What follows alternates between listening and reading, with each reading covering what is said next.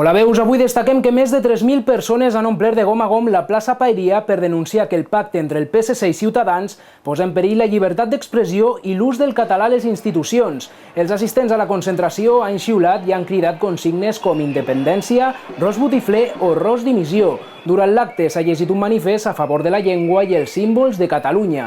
A la concentració, convocada per l'ANC, Òmnium Cultural i Plataforma per la Llengua, s'hi han afegit altres entitats i partits polítics, com ara Esquerra Republicana o la Crida per Lleida.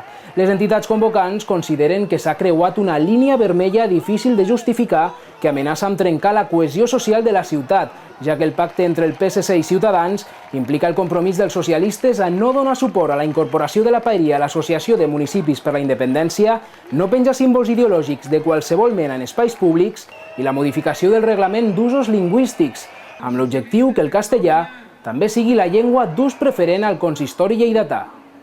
Per dir a tothom que tothom vegi que Lleida està vigilant perquè si fruit d'aquest pacte del senyor Ros amb Ciutadans traspasse la línia vermella en contra de la nostra llengua o dels nostres drets, estarem sortint al carrer, si cal, cada dia. El que esperem és la conscienciació de la societat catalana, que això, el que ha passat aquí a Lleida, hem de vetllar perquè no es produeixi, no es reprodueixi en el Parlament de Catalunya, perquè llavors sí que està claríssim la intenció d'aquestes forces que no tenen com a prioritat la defensa de l'escola catalana i el model que hem construït tots des de la democràcia.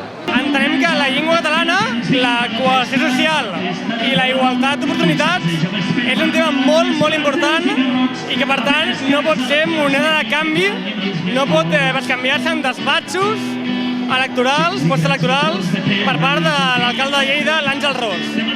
Això és tot, veus. Moltes gràcies per la vostra atenció. Més notícies a les nostres xarxes socials. Ens retrobem properament. Fins aviat.